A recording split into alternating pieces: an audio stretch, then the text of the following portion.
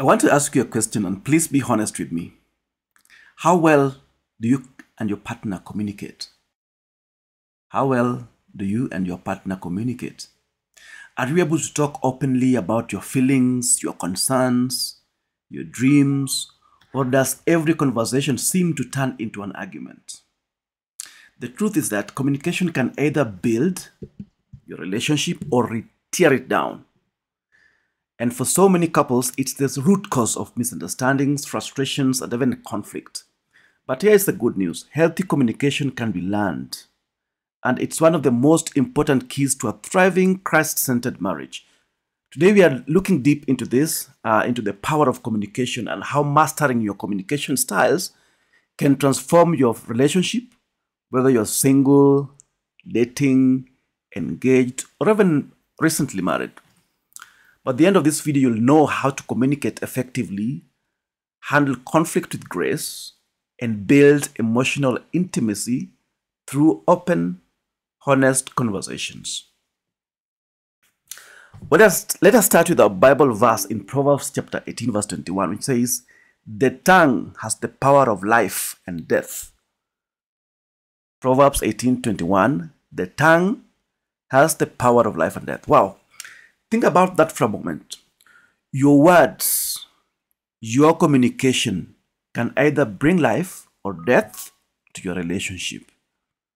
They can build trust, love, and understanding, or they can tear those things down. So if communication is that powerful, it's essential that we learn how to do it well, right? First, let's talk about understanding your communication style. Everyone communicates differently, and often we don't even realize it. Some of us are direct communicators. We say what we mean, no sugarcoating. Others indirect communicators. We avoid conflict and may dance around issues without addressing them head on. And that's okay. There is no right or wrong communication style, but here's the key. You need to understand your communication style, and you need to understand your partner's communication style. Why? Because if you don't, you will constantly misinterpret each other. For example, if you are a direct communicator and your partner is more indirect, you might feel frustrated that they never get straight to the point. And they might feel overwhelmed by your bluntness, thinking that you're being harsh or unkind or rude. Yeah? Does that sound familiar or anyone? And now some of you could be nodding right now because communication differences can lead to a lot of frustration in relationships. But the solution isn't to change who you are. It's to understand your style and your partner's style and then find a way to meet in the middle. Find a compromise so that you can be able to understand each other and their communication styles and not accusations and counter accusations. Or each of us could be different, having different communication styles. Let's move on to something that's often overlooked in communication, the power of listening. Most of us think communication is all about what we say. But in reality, how we listen is just as important, if not more important. James chapter 1 verse 19 says that everyone should be quick to listen, slow to speak, and slow to become angry. This verse gives us a blueprint for healthy communication. Let me repeat it. Everyone should be quick to listen. Are you quick to listen? Slow to speak. Are you slow to speak? Or do you want to rush to be the first one to speak? And slow to become angry. Don't just be angry. This verse gives us a blueprint for healthy communication, of course. First, be quick to listen before you respond. Before you defend yourself, take a moment to really hear what your partner is saying. When you do this, you create a space of understanding and connection. Have you ever been in a conversation where you weren't really listening? You were just waiting for your turn to talk. I know I have.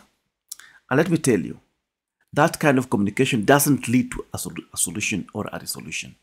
It leads to frustration and hurting the feelings of each other. But when you listen, truly listen, you show your partner that you value their feelings, their opinions, and their perspective. And that's where emotional intimacy begins. So how do we handle conflict in our communications with grace? Let's be real. No relationship is without conflict. Even yours that could be going on well right now. There is a time that it could have some form of conflict. But here's the key. It's not the conflict that matters. It's how you handle it. So when you get a conflict, how will you handle it? In most cases, conflict isn't about what is being said. It's about how it is being said. You might be frustrated because your partner didn't take out the trash, but the real issue is that you don't feel heard or valued in the relationship. Yeah? You see how deep this is? So because of some miscommunication and anger, one of the partners is feeling that they're not heard or they're not valued in the relationship. So, and when that frustration isn't communicated well, it turns into an argument. Ephesians chapter 4 verse 29 says, "Do not let any unwholesome talk come out of your mouths, but only what is helpful for building others up according to their needs, that it may benefit those who listen." In other words, when you're in conflict, ask yourself, are my words building up or are they tearing down? Handling conflict with grace means speaking truth in love. Remember, this is your partner, and you should always express love to them. Trust them, value them, and correct them in love. It's about creating a safe space for both you and your partner to express how you feel without fear of being criticized or belittled. And that applies to both parties. Now think about your last argument with your partner or someone you have dated. How did you handle it? Were your words building up or were they tearing down? And I wanted to really be realistic, because it is not good that people who loved each other, who started very well, and then now it becomes accusations and counter accusations. It becomes to scolding each other. People are not able to listen to each other, while just a simple change of attitude could bring back that relationship of yours, so that your partner would feel valued again. Your partner would feel like their opinion matter and that they're not taken for granted, and there's no tearing down that will come in. Yeah. So how do you handle your arguments?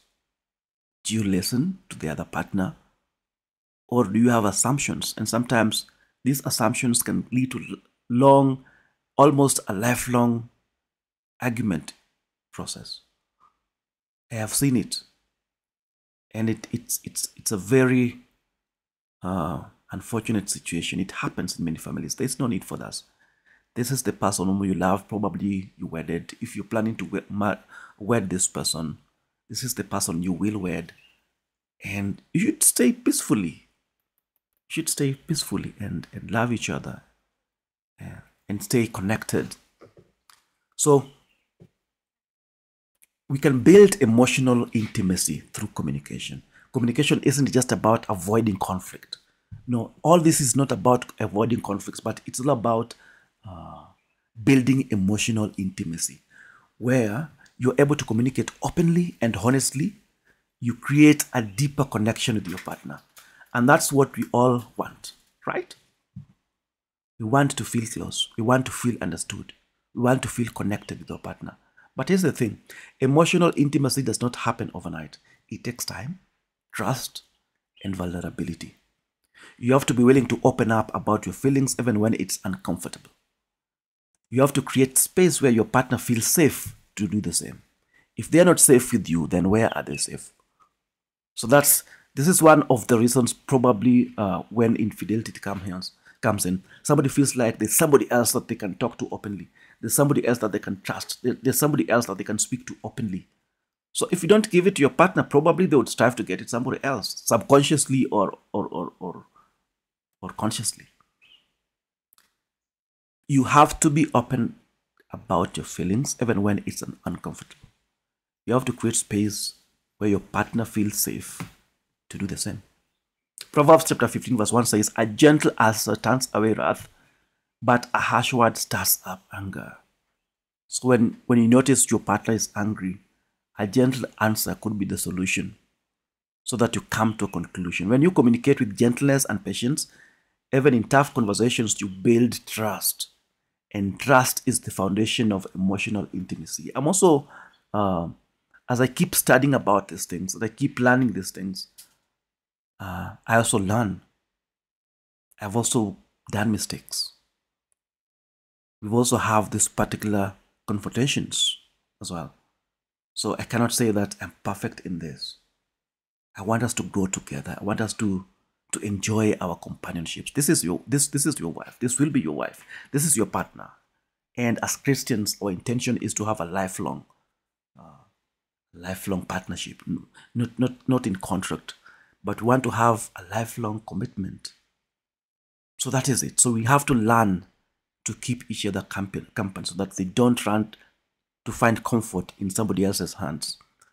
So how can you build that intimacy? One, you can start by asking open-ended questions that encourage your partner to share more than just say yes or no. Yeah. So as people say together, you realize people have yes or no answers because of this resentment, these reservations in communications. So for example, instead of asking, did you have a good day? Ask, what was the best part of your day? Maybe this is a question to those who've stayed for long relationships. I know my wife is a good communicator, better than myself. Probably has seen that growing up, While on my side, I was seeing people always, with all due respect, people were mostly quarreling, lack of communication. Yeah. Instead of asking, do you have a good day? You ask, what was the best part of your day today? You notice the difference. What was the best part of your day today? Even if you're asking your child, it takes some thought. It takes some thought process. Then they look at the day and they say, what was the best part of it? They talk about the experiences in the day. When somebody, for example, comes from their job and they come back to the house, then you ask them, what was the best part of your day today? It invites them to share more and deepens your emotional connection. It shows that you care. So here are some communication tips for a thriving relationships. Some communication tips. About 5 of them. Number 1, use I statements. Instead of saying you never listen to me, try saying I feel unheard when I'm sharing something important. This shifts the conversation from blame to expressing your feelings, which is less likely to cause any defensiveness. So use I statements. I feel like you're not hearing me on this. I feel like you're not getting my side of the story. I feel like I'm disillusioned when you do this. I feel bad when this happens, Using I statements. Number 2, take a break if needed. I don't mean taking a break from the relationships. I mean taking a break from the conversation. Sometimes you could be too angry. Don't speak when you're angry. So if a conversation is getting too heated, it's okay to take a break from that conversation. Let your partner know that you need a few minutes to cool off, and then come back to the conversation with a clearer mind. Remember the verse that was talking about let us be slow to anger, and quick to listen. So number 1, use I statements. Number 2, take a break from the conversation if needed. Number 3, choose the right time to talk. Don't bring up a serious issue when you or your partner are stressed, tired, or distracted. Choose the best time when you're both calm and able to focus on the conversation. So the timing of the conversation also matters. Heavy issues are discussed when people are cool, calm, and collected. And then that's when now you bring those issues. Number 4 is pray together. No wonder they're saying that a family that prays together stays together. When is the last time you prayed as a family? There is a challenge for Christians, and many Christians, we are Christians in the church, so we just pray when we meet other people. when people come to visit us, or maybe when we're trying to travel to a long distance, and mostly when we are eating.